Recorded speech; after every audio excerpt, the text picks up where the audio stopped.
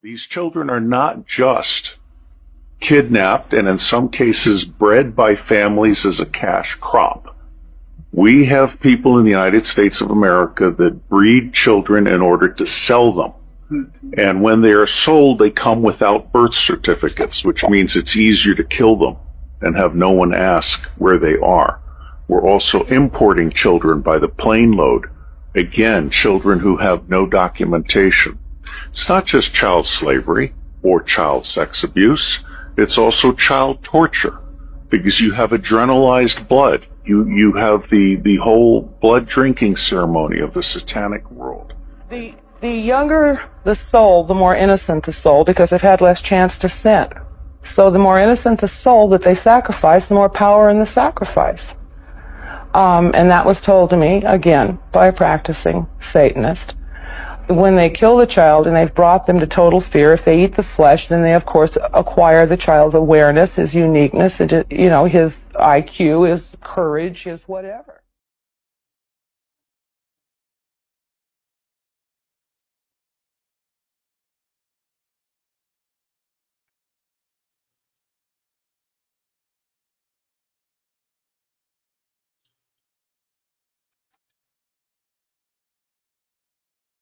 Olá, tudo bem? Deixa eu ver que horas tem.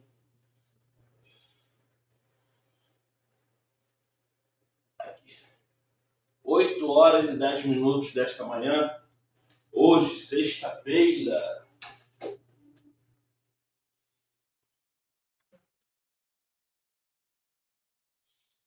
Um dia que tá meio nublado, meio no sol. Se eu não me engano, hoje é 12, né? Sexta-feira.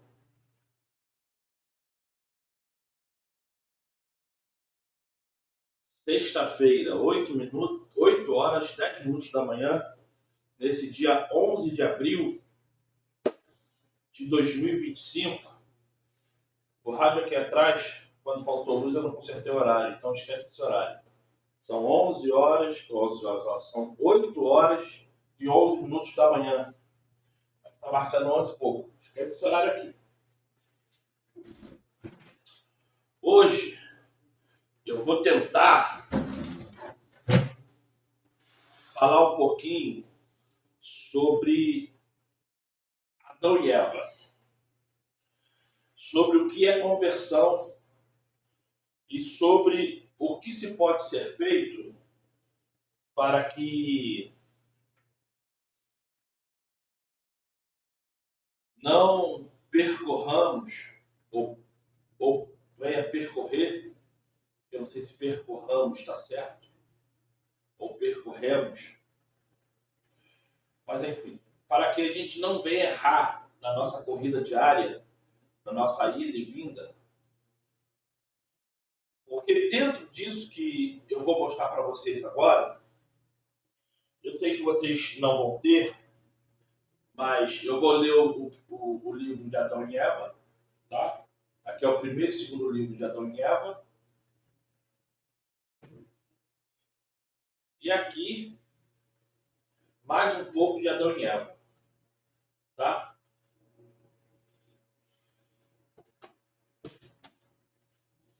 Eu gostaria muito de fazer uma pequena intercessão aqui. Primeiramente, para que o Espírito do Pai Celestial esteja sobre nós. E claro, por isso é uma repetição. Se você quiser pausar, passar um minutinho para frente, para você não escutar essa intercessão repetida, fique à vontade. Então vamos lá? Amado Pai, clamo através de Salvador, bênçãos sobre minha vida, bênçãos sobre a vida dessa pessoa que está escutando agora a minha voz. Clamo diretamente a Ti, Pai, que Tu venhas falar através de mim o que se deve ser falado. Abençoe esse dia e que nenhum mal venha prevalecer e cair nos nossos ombros. E sim o Teu Espírito, para que através da nossa consciência e da Sua sabedoria possamos diariamente vencer o mal. É o que todos nós aqui pedimos em uma única só voz através de Salvador. Assim seja. Muito obrigado. Assim seja. Então, gente,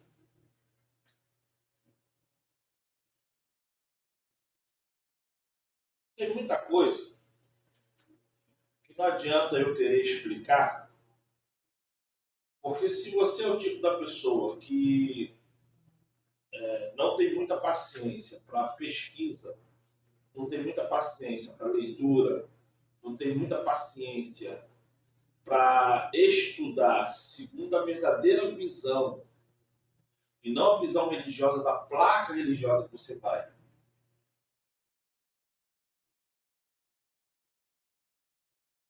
você nunca vai saber sequer 10% da verdade. Porque a placa religiosa que você vai, ela sempre vai tocar em miúdos para proteger a visão do fundador da placa religiosa. Porque o fundador da placa religiosa, consciente ou não, ele sabe o que aquele povo busca. Ele sabe o que aquelas pessoas que estão ali dentro querem. Por mais que você não queira acreditar, se você vai na placa religiosa tal, e ali aquela placa religiosa só fala de dinheiro, é porque ele sabe que o nicho daquele público que vai ali são tudo gananciosos.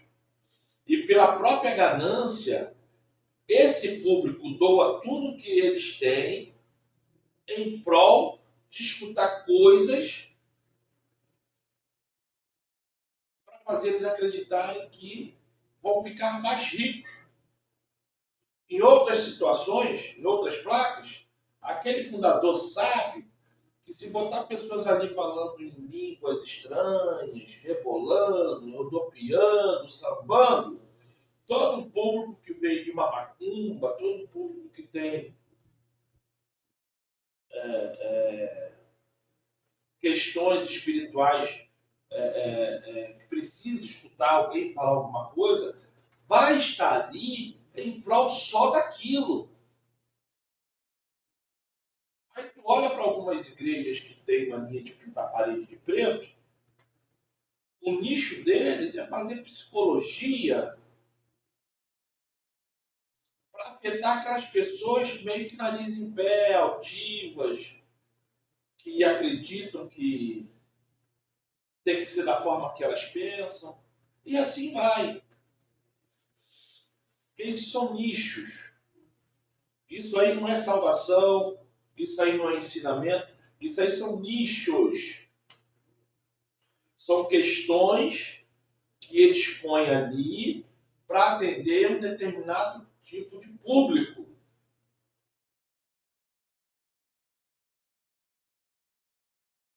A pessoa fica 1 ano, 2 anos, 3 anos, 4 anos, 5 anos, aí quando se vê cansado daquela repetição, sai dali e começa a procurar outro lugar que por algum motivo ainda não escutou alguma coisa que foi falado ali, e começa a acreditar que no lugar antigo já não serve mais e vai naquele novo lugar.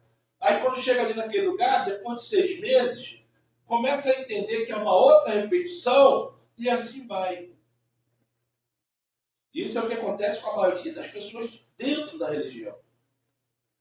95% das pessoas fazem isso. As outras 10, 5% são aquelas que, por medo, ou porque estão ganhando dinheiro, ou porque é líder de ministério, ou porque realmente é uma pessoa com algum tipo de síndrome, que se torna dependente daquele local ali e não sai dali por nada. A ponto de nem sequer visitar uma outra igreja da mesma placa religiosa.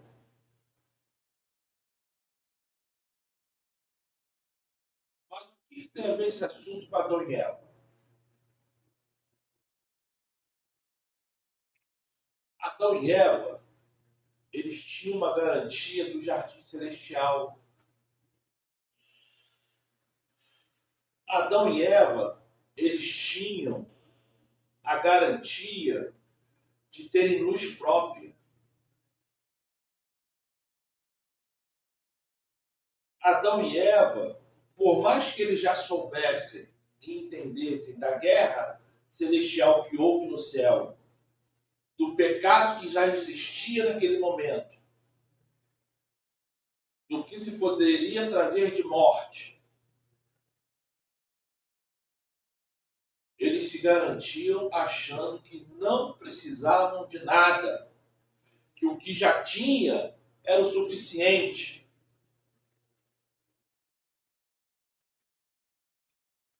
Até que um dia,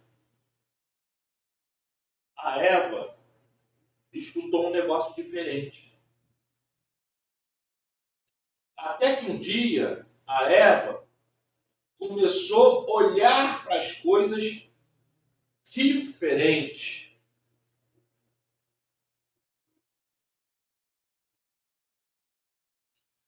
E ali começou tudo isso que a gente vive hoje. Todo esse mundo de maldade, todo esse mundo de perversidade, todo esse mundo de contenda.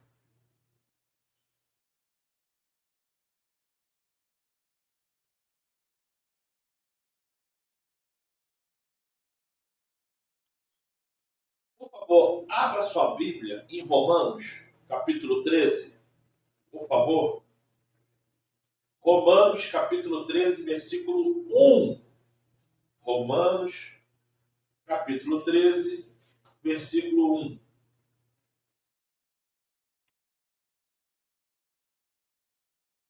Tem vários teólogos, que para mim é tudo um bando de bobos, que eles querem falar que Paulo não é Paulo. Eu acredito que Paulo não escreveu nada disso aqui, porque Paulo nem existiu. Nem Paulo, nem Saulo, nem esse nome pagão.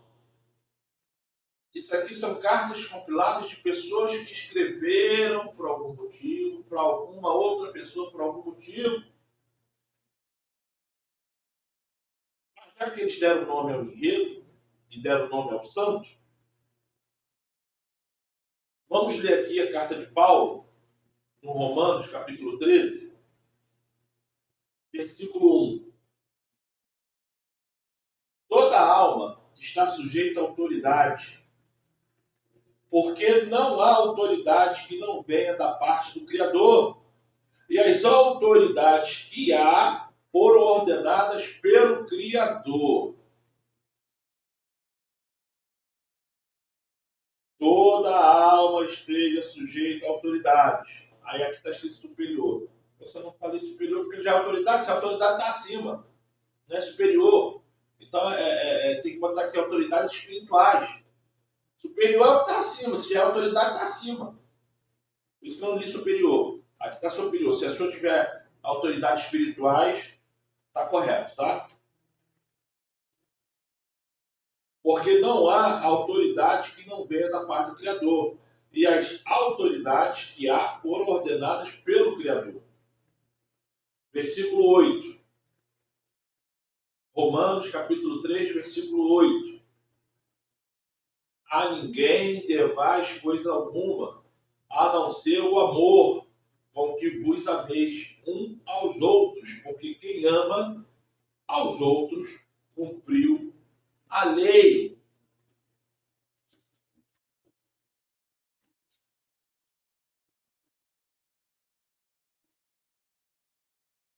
Versículo 10. O amor não faz mal ao próximo, de sorte que o cumprimento da lei é o amor.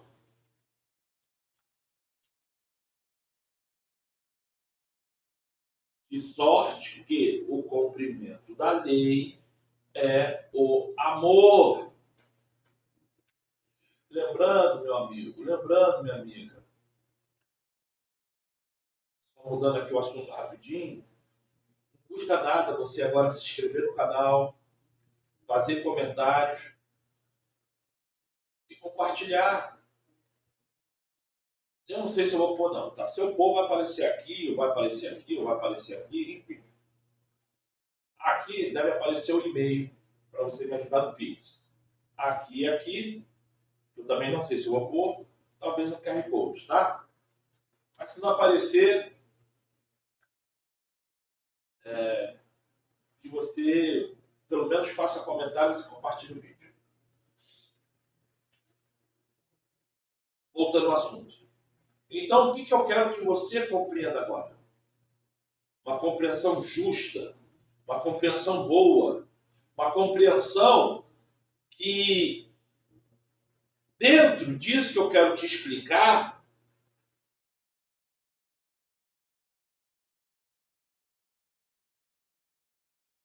eu quero que você entenda, eu quero mesmo, na marra,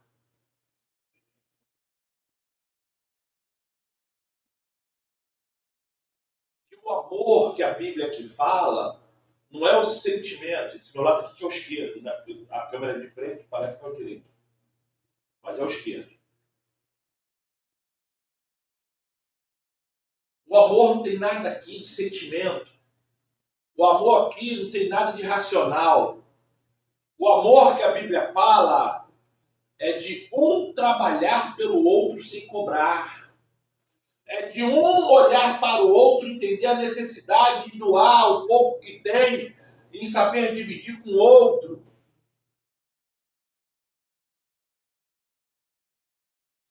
Todos unidos pegar uma mão do outro e orar, jejuar, clamar, chorar a dor do outro, chorar a dor do outro,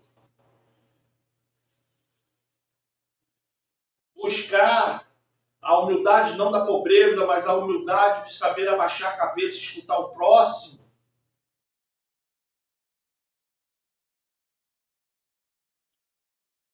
Porque quando você lê o livro de Adão e Eva,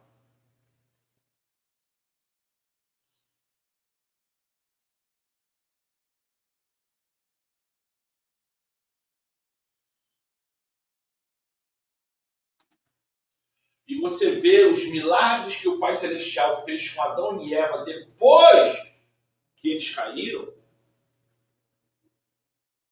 você fica boquiaberto. Porque a Bíblia relata um pai sem amor e sem sentimento, com Adão e Eva. Os apócrifos falam o quanto nosso Pai Celestial foi amoroso e atencioso com Adão e Eva. O quanto que o nosso Pai Celestial foi perfeito com Adão e Eva.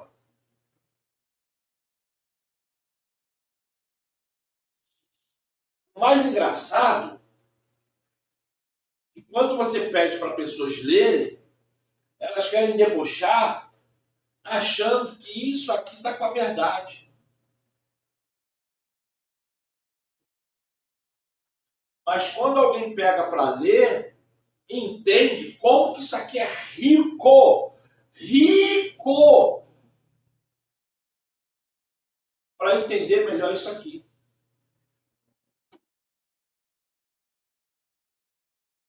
A Igreja Católica, junto com a maçonaria, junto com os templários, junto com os satanistas desse mundo, tentaram esconder essa verdade aqui.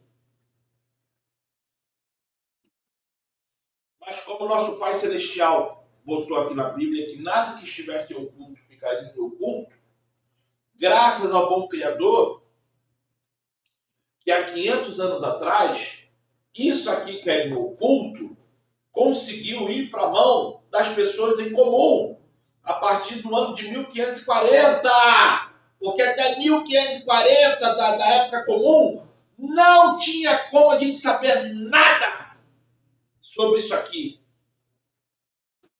Como ainda tem vários países no mundo que as pessoas não têm condições de uma Bíblia.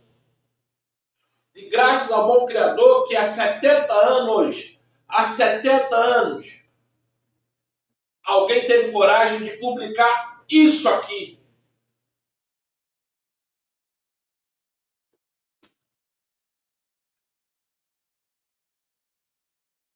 E quando você lê os apócrifos, são 3 livros ao total, o outro está aqui em cima. Eu peguei, esse aqui não vou abrir não, porque não há necessidade, porque o que eu quero falar não tem nesse aqui não. Isso aqui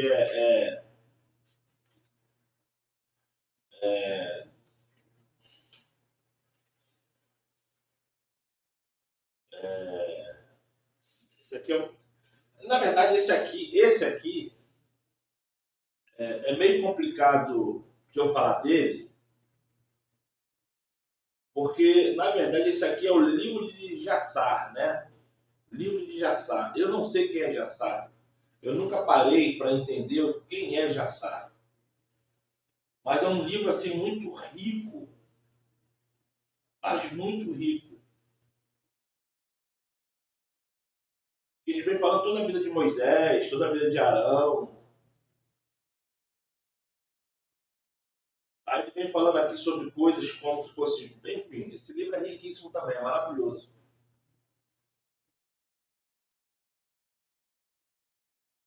Mas por que eu estou falando isso?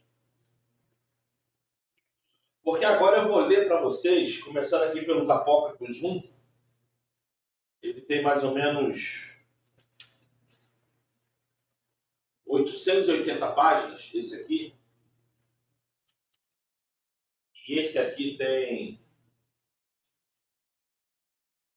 836 páginas. E aquele ali tem quase 500. Deixa eu ver aqui, para não falar errado.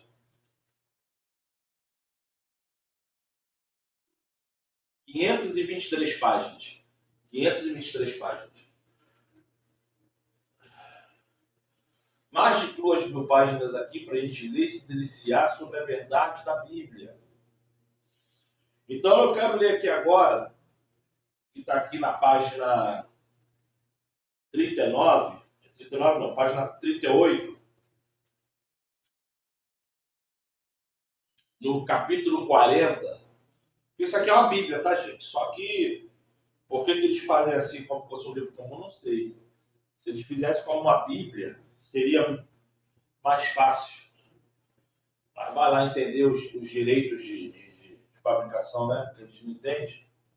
Vamos lá. Na página 38, no capítulo 40, o nosso Pai Celestial fala assim com Adão. Então, a palavra do Criador veio a Adão e disse-lhe: ó Adão, por que não tivesse antes este temor, nem suportastes este jejum, nem tivestes tanto cuidado assim? E por que não tivestes este medo antes de desobedecer? Versículo 2. Mas depois de vires morar nesta terra estranha, teu corpo animal não poderia existir sobre a terra sem alimento terreno para fortalecê-lo e para restaurar a sua energia. Isto é, por que, Adão? Por que você lá não se preocupava em jejuar, em orar da forma que você está aí agora? Por que você foi uma pessoa altiva? Por que você foi uma pessoa que não teve humildade? É aqui no Apócrifo 2. Aí Adão explicando ao filho. Adão explicando ao filho. Na página 20. 20?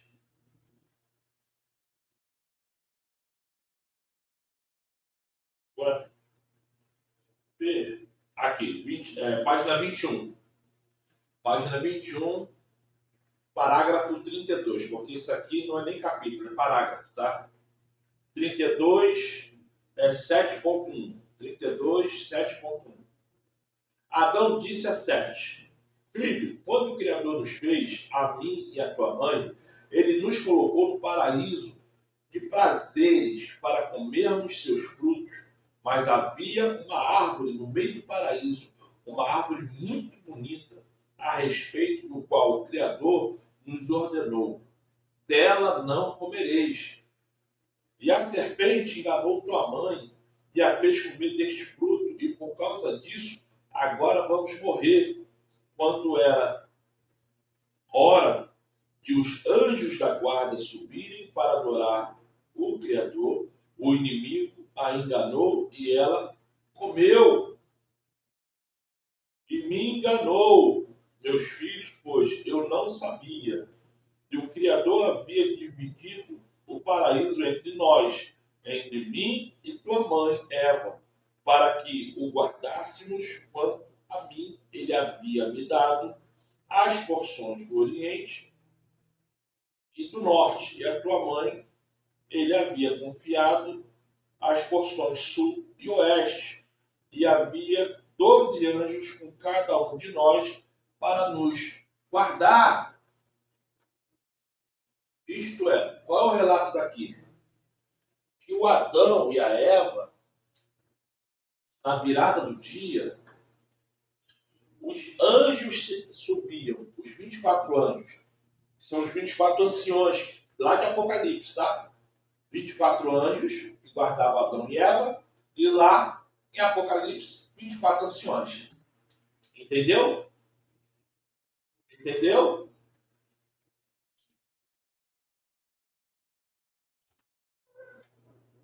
Ó, tu não vai ter. Ó, para com isso, hein? Põe pra fora. Então o que acontece? Você entendeu? 24 anjos, 24 anciões.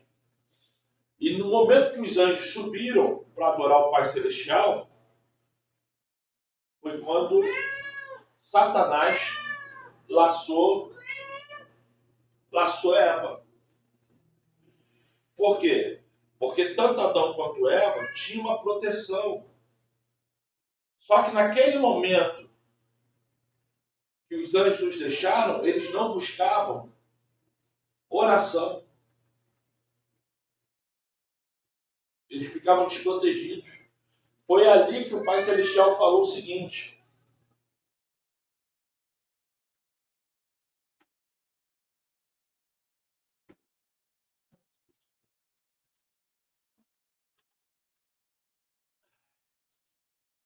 gente, vou botar ele pra fora, calma aí.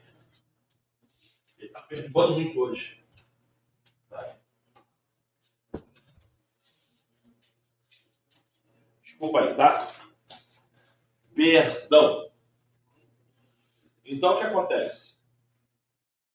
O Adão e a Eva, no momento que eles subiram, se eles ficassem em oração, eles estariam seguros, mas só que eles não queriam orar. A vaidade estava tão grande neles que eles não se preocupavam mais em se qualificar para falar com o nosso Pai Celestial. E mesmo assim, nosso Pai Celestial nunca deixou de visitar eles, porque a própria Bíblia fala que na virada do dia, isso é, quando acabava o dia e começava a entrar a noite, nosso Pai Celestial, porque lá não tinha noite, mas tinha essa divisão, né? Nosso Pai Celestial,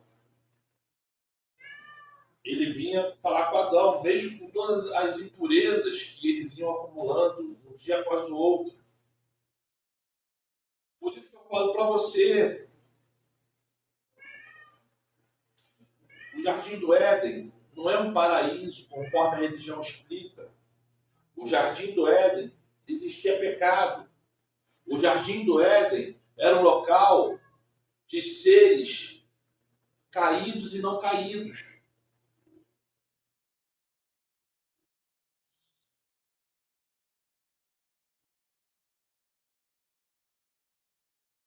E o nosso Pai, ele é tão maravilhoso, tão bondoso, que ele nunca obrigou nem Adão nem a Eva a prestarem louvores a ele.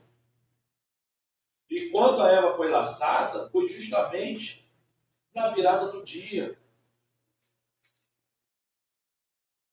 No momento E era para eles estarem de joelho em oração. Eles não estavam. Eles estavam caçando coisas para fazer. Eles estavam fazendo coisas humanas. Por isso que é tão importante você saber a hora da virada. Por isso que quando você vê pessoas dentro do cemitério fazendo feitiço, elas fazem certos horários e rituais, porque ali existe uma maior demanda de força. E os crentes de meia tigela querem ficar brincando com coisas sérias. Aí quando a vida está toda destruída, querem buscar o nosso Pai Celestial. Foi o que aconteceu com Adão e Eva. Eles só souberam jejuar, só souberam fazer as coisas.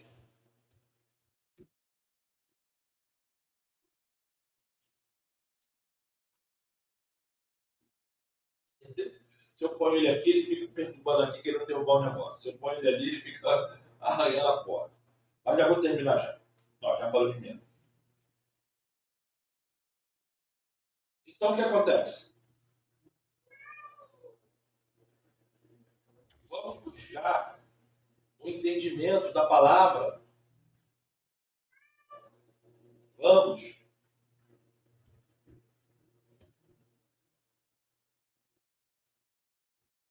Porque não existe outro meio. Não existe outro meio para buscar salvação. Não existe outro meio para a gente se qualificar a entender o que o nosso Pai Celestial quer. Você quer ser feliz? Busque o Pai Celestial. Porque é através das suas dores e da sua redenção e da sua humildade e súplica para o nosso Pai Celestial é que você vai conseguir sua vitória. Porque para entrar no pecado não tem dor. Para entrar no pecado não tem dificuldade. Você já viu que para você beber um copo de cerveja, o que mais tem é pessoas para te oferecer? Fumar um cigarro, usar algum tipo de droga, arranjar um tarja preta, arranjar um homem ali na esquina para isso, para aquilo, arranjar uma mulher ali na esquina para isso, para aquilo. Tu já viu que para entrar no pecado não é trabalhoso? Para entrar no pecado é fácil. Difícil é quando você enxerga a sua vida que está uma porcaria e quer sair do pecado. Ali que começa o amadurecimento e o sofrimento. E é ali que você tem que verdadeiramente ser humilde, prestar súplicas, prestar louvores ao nosso Pai Celestial.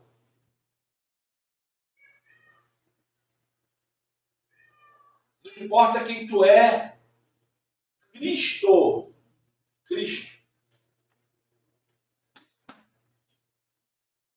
Por toda a sua vida, ele viveu em súplica e oração. Porque ele aprendeu lá com Adão. O que acontece com um homem que não ora? O que acontece com um homem que dá vozes a outras pessoas ou a outros espíritos? Ele aprendeu lá com Adão.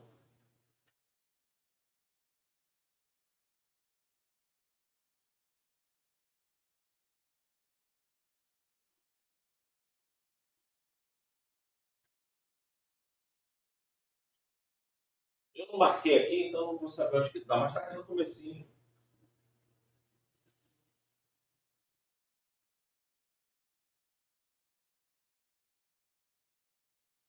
Não sei porque eu não marquei.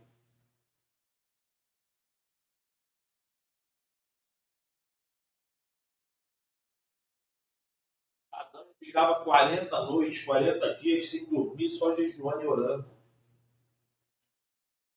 Adão foi um homem assim muito forte depois que caiu. E mesmo assim ele foi ceifado, ele foi morto pelo próprio Satanás várias vezes, ao qual o Pai Celestial teve que ressuscitá-lo. Satanás nunca tocou na Eva para matar ela. Nunca tocou na Eva para matar ela. Mas Satanás matou Adão várias vezes. E o nosso Pai Celestial teve que ressuscitar.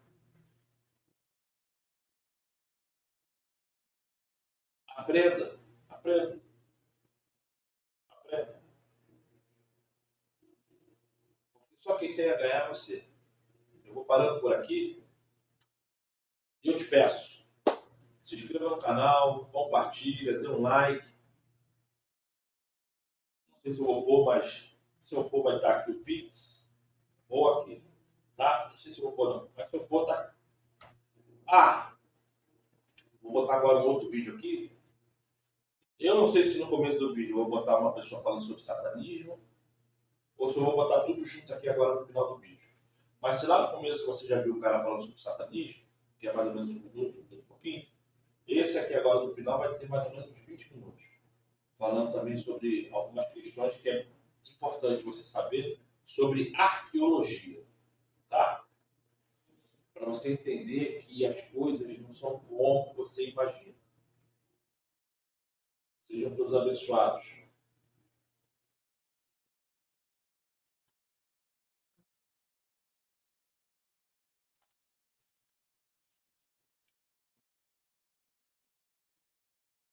Como é que, há milhares de anos, alguém conseguiu mover uma pedra de 1000 toneladas? Nem os guindastes mais modernos conseguem fazer isso com facilidade. No Líbano, existe um lugar onde essas pedras gigantes foram colocadas com tanta precisão que ninguém sabe explicar.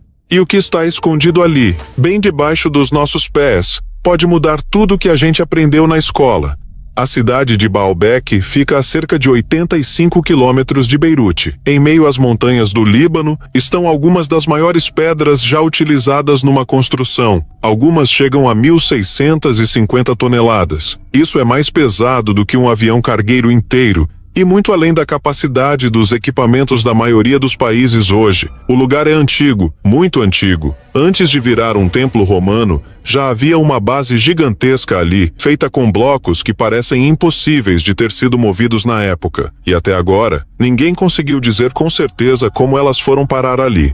Os 3 blocos que formam a base da estrutura principal em Baalbek são chamados de trilitons. Cada um deles tem entre 800 e 900 toneladas. Eles estão empilhados a cerca de 10 metros de altura, perfeitamente encaixados, lado a lado, como se fossem peças de Lego. Mas não tem cimento, não tem argamassa, não tem nenhum tipo de cola entre eles. E mesmo depois de milhares de anos, continuam ali, firmes. Nem terremotos moveram. Esses blocos são tão grandes que nenhum equipamento moderno conseguiria içar todos eles juntos da forma como estão posicionados. Guindastes industriais até conseguiriam levantar uma pedra dessas, mas com muita preparação, estrutura de apoio. E claro, não a 10 metros do chão com esse encaixe milimétrico. E aqui vem o detalhe mais curioso. Não há nenhum registro de como foram transportados ou erguidos. Não existem trilhas, nem rampas, nem nada que aponte para uma técnica antiga compatível com esse tipo de construção.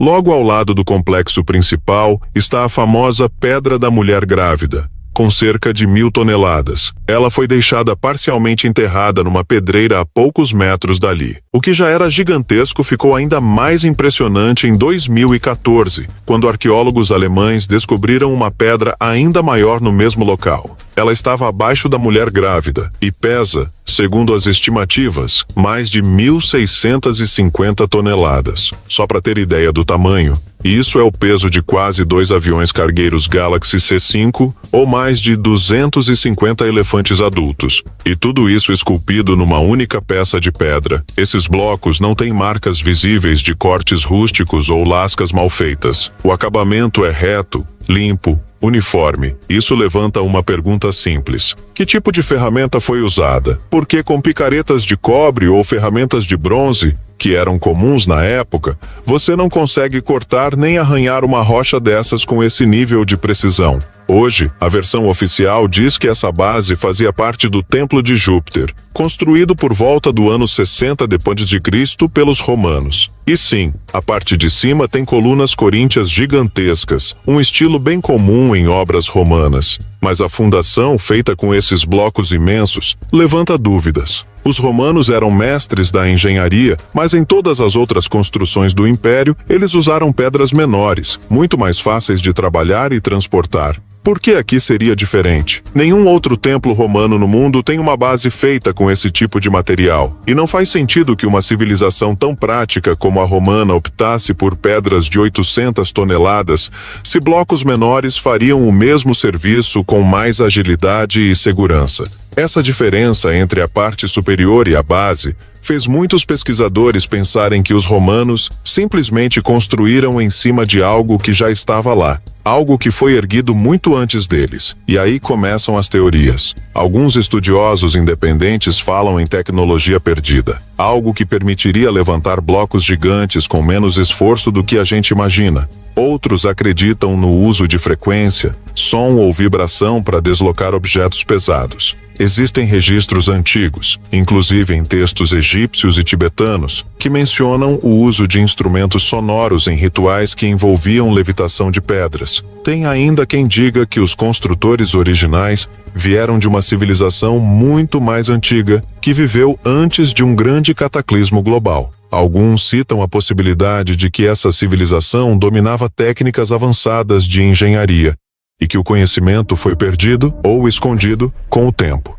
Outros nomes aparecem nessas discussões, como os chamados Anunnaki, citados nos registros sumérios como seres poderosos que vieram de outro planeta. E embora essa teoria seja mais polêmica, o que ninguém nega é que ninguém sabe, até hoje, quem realmente fez a base de Baalbek, nem como as pedras foram transportadas e empilhadas daquele jeito. Enquanto isso, o que se vê ali são blocos gigantes, pedras que desafiam nossa lógica moderna, cortadas com precisão e encaixadas com um nível de detalhe que a engenharia atual ainda estuda e não consegue replicar com facilidade. A estrutura de Baalbek, apesar de única, não é um caso isolado. Ela entra numa lista de locais espalhados pelo planeta que compartilham características muito parecidas: blocos megalíticos gigantes, cortes milimétricos, alinhamentos com pontos específicos do céu e técnicas que, mesmo hoje, deixam engenheiros confusos. É o que acontece nas pirâmides do Egito, em Sacsayhuaman, no Peru, em Pumapunku, na Bolívia e até mesmo em partes da Índia e da Turquia, lugares distantes, com culturas diferentes, separados por oceanos, mas que parecem ter seguido um padrão de construção que ninguém consegue explicar direito. Essas semelhanças abriram caminho para uma teoria que ganhou força nas últimas décadas, a de que existiu muito tempo atrás uma ou mais civilizações-mãe. Povos que não aparecem nos livros tradicionais de história, mas que teriam deixado marcas no mundo inteiro, não através de textos ou artefatos pequenos, mas por meio dessas construções gigantescas. A ideia é que esses grupos tinham acesso a um tipo de conhecimento mais avançado do que o que a arqueologia costuma aceitar, e que esse conhecimento, com o passar do tempo, foi se perdendo ou sendo fragmentado entre diferentes culturas. Baalbek, nesse cenário, se destaca não só pelo tamanho das pedras, mas também pelo local onde foi construída. Ela está posicionada sobre uma área que alguns chamam de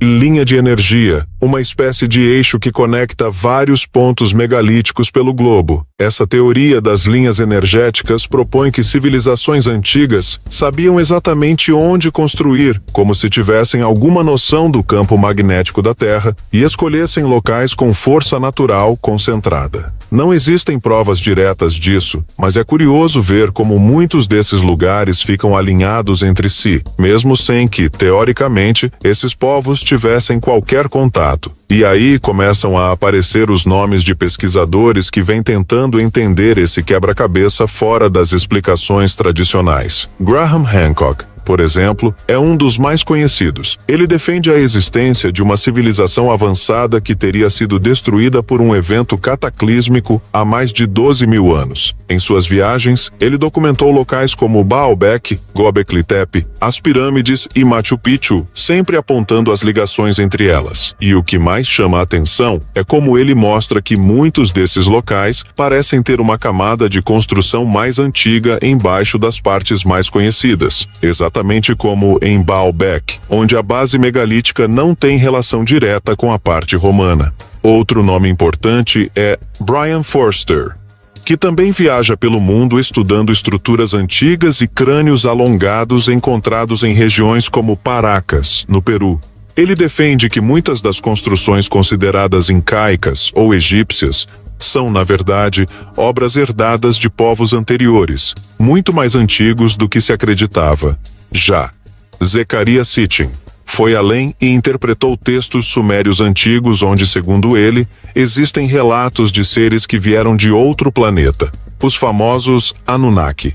Embora suas ideias sejam rejeitadas pela arqueologia tradicional, elas influenciaram boa parte das teorias modernas sobre civilizações perdidas e construções impossíveis. Existem também diversos estudos que mostram inconsistências entre os registros arqueológicos e a versão oficial dos livros.